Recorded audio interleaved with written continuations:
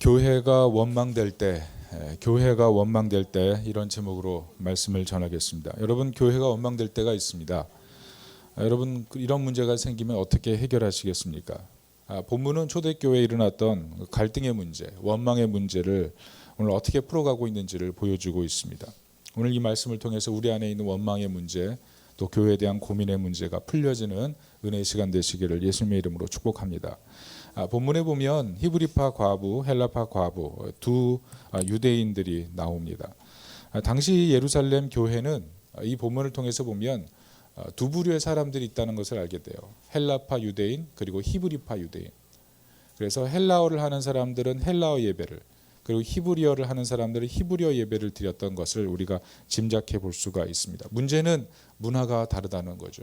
같은 회당에서 예배 드리고 아마 섞여서도 예배 드렸을 텐데 언어가 다르고 문화가 다르고 정서가 달랐을 겁니다. 그래서 항상 긴장 관계가 있었을 거라는 거죠. 헬라파 유대인들은 디아스포라, 흩어졌던 유대인들이 다시 예루살렘에 편입되면서 생긴 그런 문화 공동체, 신앙 공동체였을 것입니다. 지난주 말씀드렸던 뜻밖의 회심이라는 책, 그 책에 보면 로자리아 버터필드가 그런 말을 하죠. 문화적 차이를 믿음으로 무조건 극복하라는 것은 너무 어려운 일이다. 문화적 차이. 여러분 어떻게 생각하십니까? 당장 명절 때 가족 간의 문화의 차이를 여러분 잘 극복을 하셨습니까? 집에 돌아와서 평안하셨습니까? 문화적 차이를 극복하는 게 쉬운 게 아니에요. 초대 교회도 이런 문화적 차이가 드디어 갈등을 만들고 어려움을 경험하게 만듭니다. 당시 초대 교회는 많은 부유한 사람들이 교회 헌금하고 그것이 공동기금이 돼서 매일의 구제를 시행했습니다. 당시 예루살렘 공동체 안에서 가장 가난했던 사람들은 역시나 과부였습니다. 헬라파 과부, 히브리파 과부 이렇게. 아마 근데 이 본문을 추정해서 보면 아마도 구제를 시행했던 주축은 히브리파 유대인들이 아니었나 싶습니다. 그래서 헬라파 유대인들이 소외되는 그런 일들이 생겼죠. 누구는 더 받고 누구는 덜 받고. 그래서 자연스럽게 원망이 생겨난 것입니다. 교회의 문제를 잘 들여다보면 신학적인 문제보다는 대부분 문화적인 문제, 인간적인 갈등 이런 것들이 더 교회의 문제가 되고 마음을 힘들게 하는 거죠. 주로 시험 드는 걸 보면은 일하다가 시험 들지 않습니까? 그러지 않나요? 무슨 대회 준비하다가 무슨 구제를 하다가 어떤 일을 하다가 시험에 드는 경우가 굉장히 많다는 거예요. 그래서 어느새 자기도 모르게 신앙이 태업 상태가 되는 거예요. 겉으로는 멀쩡한데 속으로는 골마가고 있는 거죠. 골마가고. 여러분 원망이 생길 때 여러분 어떻게 해결하시겠습니까? 오늘 본문에 두 가지 해답을 주고 있습니다. 첫째는 원망을 해결할 성령과 지혜가 충만한 사람을 키워내야 한다는 것입니다. 그런 사람이 돼야 된다는 거예요. 오늘 사도들을 보면 본문의 문제를 아주 쉽게 그리고 적극적으로 주도적으로 해결하고 있는 것을 볼 수 있습니다.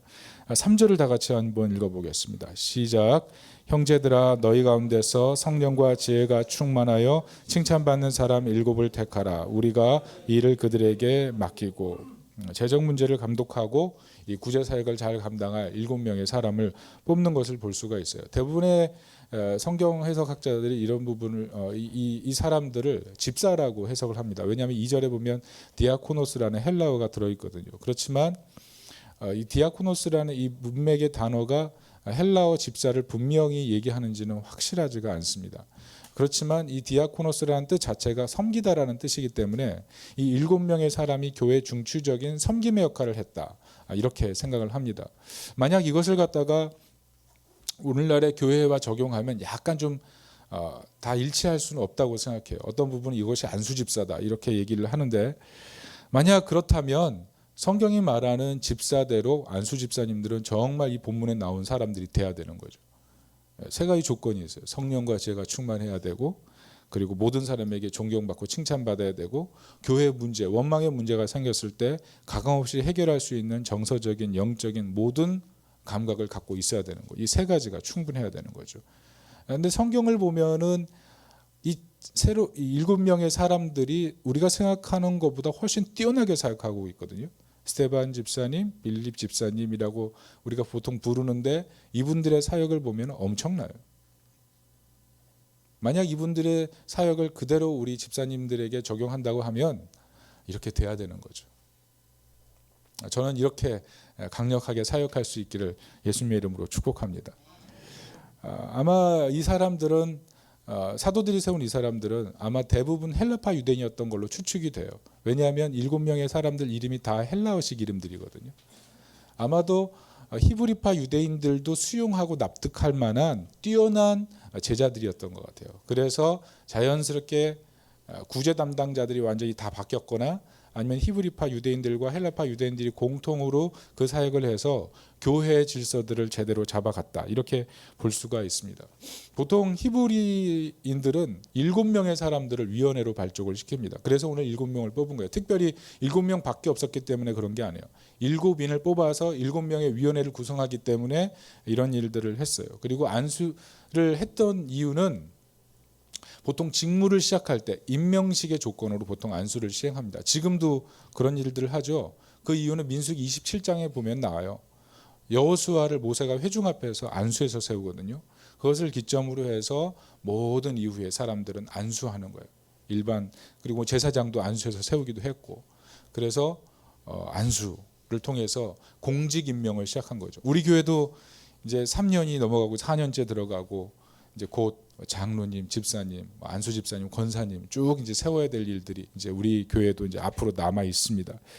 바라기는 이 초대교회 방금 전에 우리 아멘했던 말씀처럼 우리 신실한 하나님의 종들이 세워져서 교회를 더 강건하게 만들 수 있기를 예수님의 이름으로 축복합니다.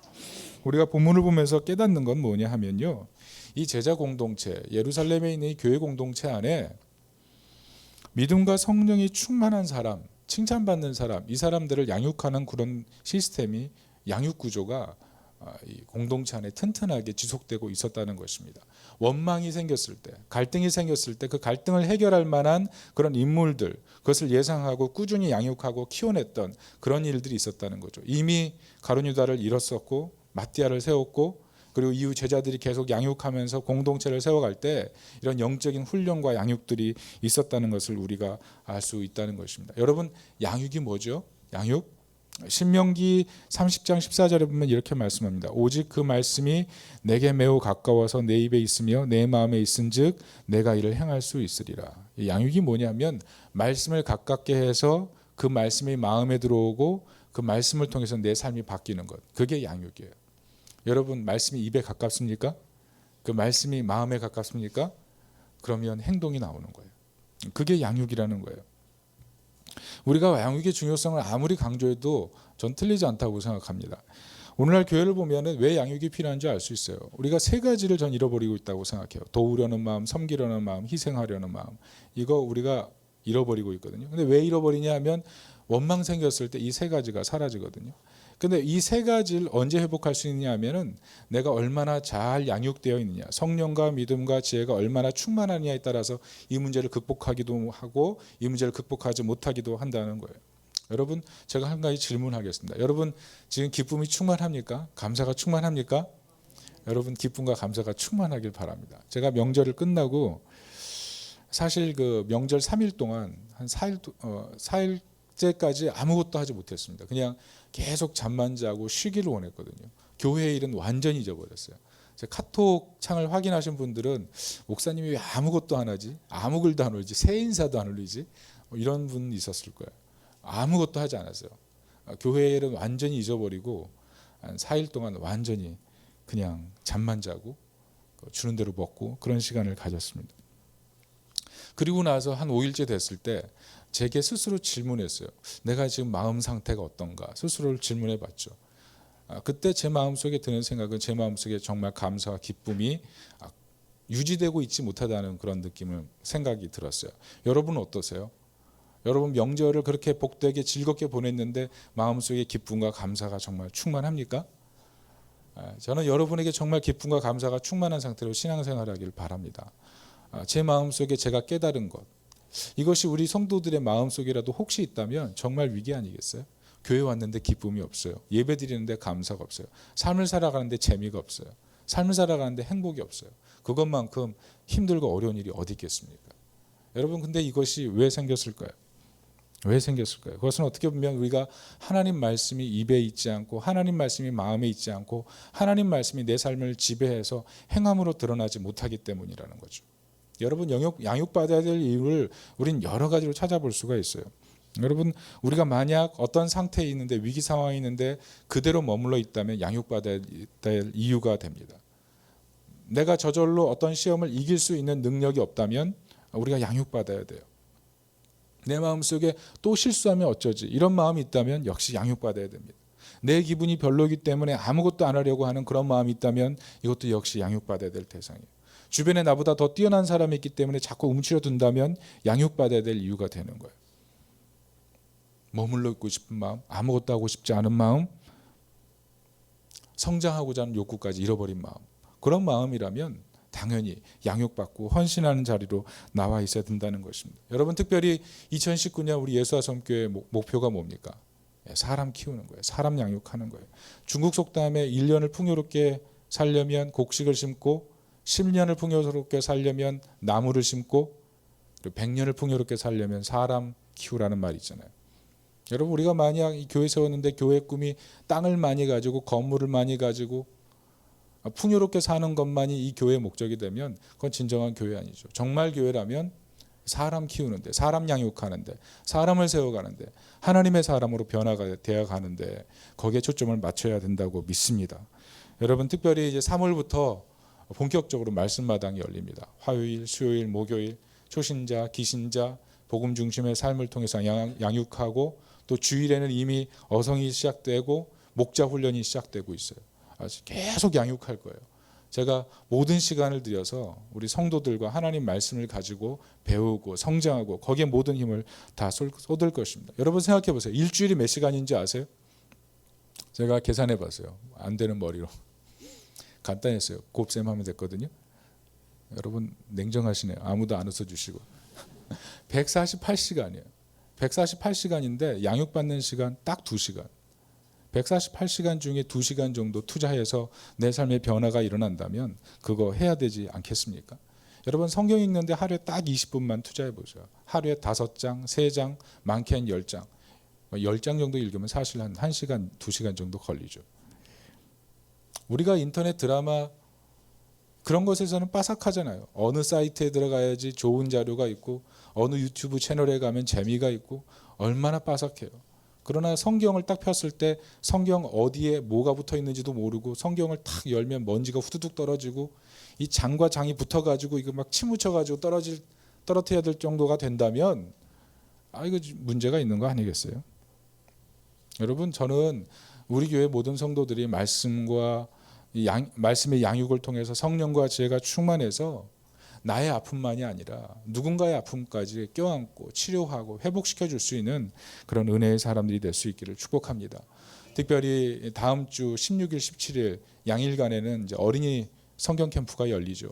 이틀 동안 열리는데 이틀 동안의 이 말씀 양육의 시간을 통해서 우리 교회 어린아이들이 하나님 말씀을 잘 먹고 다음 세대를 살려나가는 그런 기둥 같은 일꾼 될 수 있기를 예수님의 이름으로 축복합니다. 두 번째 말씀드립니다. 하나님의 임재, 그것이 문제를 해결하는 키워드입니다.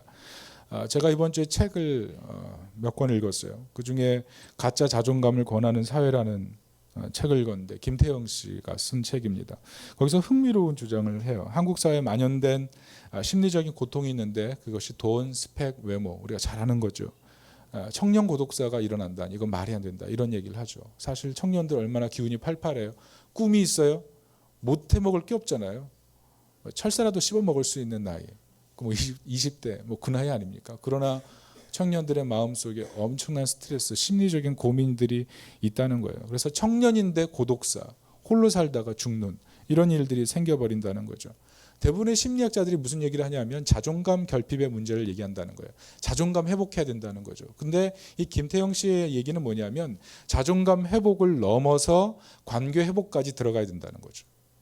자존감 회복을 넘어서 사람과 사람과의 관계 회복까지 들어갈 때 진정으로 사람이 건강하게 설 수 있다는 얘기를 해요. 하버드 대학교에서 724명의 삶을 79년간 추적하는 종단 연구를 지금도 진행 중입니다. 근데 이 사람들이 연구 목표가 뭐냐면 인간관계가 얼마나 좋은 결과를 이뤄내는가 하는 거예요. 인간관계. 지금까지 추적해서 나온 결과로는 육체적인, 정신적인 그리고 감정적인 능력까지 회복시킨대요. 특별히 기억력까지 회복시킨답니다. 인간관계가 좋으면 기억력이 좋아진대요. 부부관계도 너무 안 좋으면 기억력이 안 좋아진다는 뭐 그런 얘기겠죠. 고개를 다 끄덕끄덕 하시는 그러니까 사람을 좋게 만드는 건 결국은 인간관계가 건강해야 된다는 거예요. 사람을 죽음에 이르는 것은 어떻게 보면 우리가 이 세상에서 추구하는 여러 가지 스펙이나 어떤 좀 더 높아지고자 하는 어떤 욕구, 우리가 가지고 있는 어떤 환경 이런 것이 아니고 결국 외로움의 문제를 해결하지 못할 때 사람은 정말로 망가지고 무너져 버린다는 거죠. 여러분, 제가 여러분의 마음을 다 알 수는 없어요. 그러나 여러분의 마음 깊은 곳에 있는 한 가지 문제는 제가 지적할 수 있습니다. 여러분 외롭습니다. 여러분 외로워요. 그 외로움 어떻게 채울까요? 오늘 성경 본문이 그 얘기를 오늘 해주고 있는 겁니다. 오늘 본문에 보면 헬라파 과부와 유대 히브리파 과부가 서로 갈등하는 그런 장면이 나옵니다. 이 갈등의 장면은 근본적으로 어떻게 보면 그들의 마음 가운데 있는 어떤 자존감의 결핍일 수도 있어요. 그리고 관계의 갈등에서 나오는 그런 문제일 수도 있지요. 여러분, 이 관계의 갈등과 어려움들을 우리가 해결하는 것, 그런 것들이 굉장히 중요합니다. 그런데 우리가 더 하나 알아야 되는 것들이 있어요. 그것이 오늘 성경 본문에서 얘기하고 있는 내용입니다. 그것이 무엇이냐 하면 사람들은 김태형 작가가 얘기하는 것보다 한 단계 더 나아가는 거예요. 사람들은 자존감의 결핍의 문제로는 고통스러워하는 거고 그 다음에 또 하나는 관계의 결핍의 문제로 고통스러워하는 거예요. 그런데 이것이 다가 아니다는 거예요. 오늘 성경의 본문을 보면 분명히 이스라엘 백성들이 맞죠. 정체성이 있습니다. 그리고 하나님 안에서 교회를 생활을 하면서 서로 돌아보고 사랑과 선행을 격려하는 그런 아름다운 공동체를 형성했어요. 그런데 문제는 뭐냐 하면 구제 문제가 생겼을 때 어느덧 와르르 무너지고 있었다는 거죠. 와르르 무너지는 교회. 그것을 사도들이 정면에서 목격하고 큰 충격을 분명히 받았을 겁니다. 근데 이 사도들이 해결했던 방법이 뭐냐 하는 거예요. 오늘 그게 본문의 핵심이에요. 그게 뭐예요? 4절에 나오죠. 4절 다 같이 한번 읽어볼까요? 4절 시작. 우리는 오로지 기도하는 일과 말씀 사역하는 일에 힘쓰리라. 자존감 중요하다고 얘기했죠. 존 맥스웰이 사람이 무엇으로 사는가라는 책에서 그런 말을 했어요. 사람의 자존감의 결핍은 그 사람의 미래를 좌우한다. 만약 그 사람의 꿈이 10이면 자존감이 근데 5면 5 이하로 결과를 만들어낸다. 그런 얘기를 했어요. 자존감 중요하죠. 그런데 성경은 자존감이 다라고 얘기하지 않아요. 그럼 관계가 다인가? 그것도 아니라는 거예요. 분명히 헬라파 히브리파 과부를 돕기 위해서 7명의 사람들을 세워서 엄청나게 사역을 시작했거든요. 그럼 문제가 해결되는 거예요. 돼야 되는 거잖아요. 그런데 그것으로 끝나지 않고 사도들이 정말 시작했던 일은 4절이에요. 기도하고 말씀 가르치는 일이 더 중요하다는 거예요. 왜 이 일을 했을까요? 왜? 이 일은 우리가 출애굽기로 넘어가 보면 이해할 수가 있어요. 출애굽기 33장에 보면 모세가 회막을 짓고 회막 속에 들어가는 그런 장면이 나오거든요. 그 앞뒤 장면이 어떤 거냐 하면 이스라엘의 200만 대군이죠. 모세는 뛰어난 지도자로 임명을 받았어요. 그리고 조직이 완성이 됐습니다. 천부장, 백부장 제도가 완성이 됐어요. 모세는 완전한 리더로 섰죠.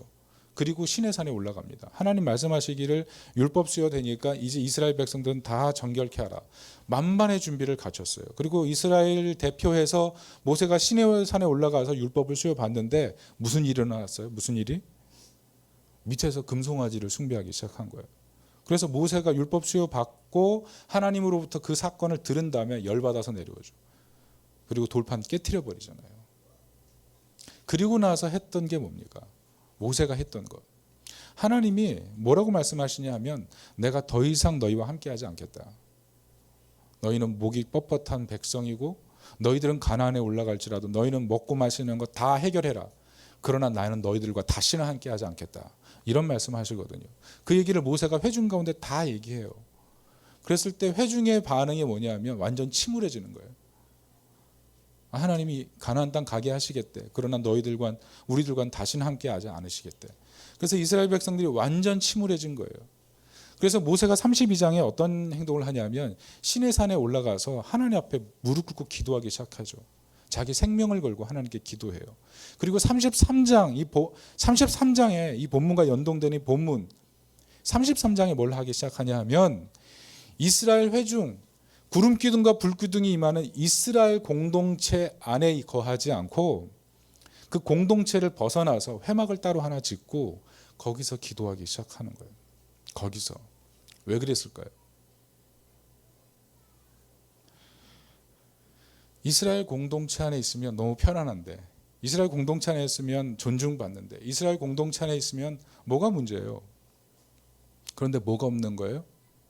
하나님의 영광이 그 회중 가운데 임하고 있지 않을 때는 이스라엘 공동체는 멸망할 수밖에 없다는 사실을 철저하게 깨닫는 거예요.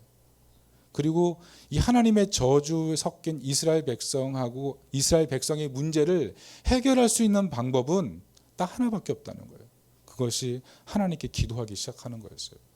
그래서 자신이 대표가 돼서 회막을 따로 짓고 거기서 하나님께 기도하기 시작하는 거예요. 그러면서 무슨 말을 하냐면 나와 같이 이스라엘 공동체를 위해 기도하고 하나님 관계의 복원을 위해 기도하고 이스라엘 공동체의 미래를 위해서 기도할 사람들은 이 회막으로 모여들어라. 그래서 회막을 중심으로 기도 운동을 벌이기 시작하는 거예요. 그래서 어떻게 됩니까? 그래서 어떻게 돼요? 회막 중심으로 사람들이 모여들기 시작하고 놀라운 결과는 구름 기둥이 이스라엘 진 중심에 있던 그 구름 기둥이 회막으로 옮겨오잖아요. 그리고 하나님께서 34장부터 어떻게 말씀하시냐면 하나님이 인자와 자비를 이스라엘에게 약속하는 장면이 나와요. 그리고 유월절 사건을 갖다가 유월절을 갖다가 얘기하시고 속죄를 얘기하기 시작하시죠. 무슨 말이에요? 관계 회복. 공동체를 살리는 힘과 능력을 우리는 많은 사람들이 내면의 문제만을 생각해요. 힐링을 하면 된다고 생각하죠. 그리고 서로 간의 관계가 좋으면 교회 공동체가 건강해질 거라고 생각해요. 저는 맞다고 생각해요. 그렇지만 성령의 방법, 성경, 하나님께서 하나님의 교회, 하나님의 공동체를 살리고 교회 공동체를 정말 굳건하게 하는 방법은 구약이나 신약이나 똑같은 거예요. 하나님과의 관계 속에 들어가는 거예요. 하나님의 임재 속에 들어가는 거예요. 하나님의 영광을 보는 거예요. 그 영광 속에 깊이 들어갈 때 다 살아나는 거예요. 모세가 그 일을 시작한 거예요. 모세가 그 일을 시작했고 오늘 사도들도 모세의 전통을 따라서 자기들이 해결할 수 없는 한계를 보는 거예요. 분명히 성령이 임하고 영광스러운 공동체가 형성이 됐는데 아나니아 삽비라 사건이 일어나고 그리고 또 할라파 과부, 히브리파 과부가 서로 다투는 장면을 보면서 인간에게 있는 그 죄악의 쓴뿌리를 본 거죠. 인간의 힘으로 해결할 수 없는 그 한계를 보고 이 사람들이 결심한 게 그거밖에 없는 거예요. 이거밖에 안 된다. 기도하기 그리고 말씀 증거하기. 여러분 삶에 많은 문제가 있지 않습니까? 여러분 삶의 문제를 어떻게 해결하길 원하십니까? 내가 상처가 많아서 그래. 자존감 회복해. 맞아요. 내 인간관계가 너무 협소해서 그래. 인간관계를 회복하기 위해서 올해는 조금 더 외연을 넓히자. 좋죠. 방법 필요합니다. 그러나 성경이 가르쳐주는 방법, 하나님의 임재 속에도 들어가는 거예요. 하나님을 대면하는 거예요. 여러분 모세가 회막에서 어땠을까요? 제가 요즘 집에서 무릎을 꿇고 기도를 하는데요. 옛날엔 주로 앉아서 기도했는데 요즘은 좀 절박해서 무릎을 꿇고 기도하는데 어떤 집사님이 저한테 그랬어요. 목사님 무릎 작살납니다. 아주 그 다이렉트로 얘기해 주셨어요. 근데 제가 깔고 앉은 거기는 뭐라 그래요? 라텍스. 괜찮을 줄 알고 막 기도했는데 시간이 막 늘어나는 거죠. 막 3시간 넘어가고 때로. 그래서 너무 기쁘기도 하지만 어느 순간부터 걷질 못하겠네요. 너무 무릎이 아픈 거예요. 모세도 아마 회막에서 그렇게 하나님과 기도하면서 여러 가지 고통의 시간이 있었을지 몰라요. 굉장히 긴 시간 동안 모세가 기도했던 것 같아요. 왜냐하면 하나님의 그 영광을 보고 얼굴이 너무 빛나서 사람들이 보지 못할 정도로 그렇게 기도했으니까. 근데 모세가 그 기도의 시간 동안 힘든 시간만 있었을까요? 힘든 것만 있었을까요? 모세의 얼굴의 광채는 뭐예요? 모세는 그 회막에서 가장 행복한 사람이었던 거예요. 여러분 사람의 행복이 어디서 오는 거예요? 사람이 정말 무엇으로 사는 거죠? 사람이 무엇으로 정말 행복해질 수 있는 거죠? 무엇으로 정말 우리가 행복할 수 있는 겁니까? 돈이 많아서? 스펙이 좋아서? 남들보다 외모가 뛰어나서? 정말 그것으로 행복할 수 있다고 성경이 얘기하나요? 여러분 성경의 원리가 뭡니까? 하나님이 우리에게 하시는 말씀이 정말 무엇입니까? 일반 은총적인 면이 부족해서 우리가 공고하고 마음이 상할 때가 있지만 하나님께서는 계속 우리에게 말씀하시는 거예요. 진정한 행복의 시작은 하나님을 만나는 거고 하나님의 임재 속에 들어갈 때 교회도 정말 행복한 공동체가 되어 가는 거예요. 여러분, 문제가 생길 때 우리는 어디로 가야 되는 거예요? 우리 도피성 되신 예수 그리스도, 우리 도피성 되신 하나님께 가서 하나님의 임재 속에 들어가는 거예요. 그것이 가장 큰 일이라는 거예요. 여러분, 시간을 투자하십시오. 하나님 만나는 일. 여러분, 제가 이번 주에 어떤 분을 만났는데 제가 그런 얘기를 했어요. 정말 교회 생활 하는데 즐겁습니까? 행복하십니까? 교회 생활이 어떻습니까? 만약 예배 드리고 있는데 마음 가운데 하나님의 임재와 하나님의 영광을 보고 싶은 마음이 마음속에 생기지 않는다면 위기라고 생각하지 않으십니까? 물어봤어요. 그랬더니 그게 맞다고 생각한대요. 여러분은 어떻습니까? 여러분 예배 왔는데 하나님을 향한 사랑의 마음이 있습니까? 하나님의 임재 속에 정말 들어가고 싶으십니까? 만약 그런 마음이 없다면 여러분은 위기예요. 여러분, 하나님의 임재 속에 들어가기를 결심하고 결단할 수 있는 2019년 되시기를 예수님의 이름으로 축원합니다. 말씀을 맺습니다. 원망이 생길 때가 있죠. 여러 가지 방법을 쓸 수가 있습니다. 인간적인 수단, 방법 다 동원해서 해결하고 싶을 때가 있을 거예요. 그러나 우리는 하나님이 우리에게 무엇을 원하시는지를 생각해 보셔야 돼요. 하나님의 말씀을 기준으로 해서 다시 한번 삶을 세팅해 보십시오. 성령과 지혜와 믿음과 이 은혜가 충만한 사람 되는 것. 우리가 그런 사람이 되기 위해서 삶을 결정하고 삶의 방향으로 나가는 것. 그것을 시작해야 됩니다. 그리고 오늘 본문의 말씀처럼 하나님의 임재. 하나님의 임재 속에 들어가는 것. 그것이 우리 가정을 회복시키고 우리 직장 속에 그리스도인으로 살게 만들고 학원 속에 들어가서 당당하게 예수의 이름을 높이는 사람으로 살게 만드는 힘이 되는 줄로 믿습니다. 여러분, 하나님의 임재 속에 거하십시오. 모세가 회막에 들어가고 사도들이 가르치게 한 말씀 증거하기 그리고 기도하기에 집중해서 그 모든 문제를 해결해 갔던 것처럼 영적인 원리는 지금도 동일해요. 하나님의 임재 속에 들어가서 승리의 삶이 시작될 수 있기를 예수님의 이름으로 축원합니다. 아멘.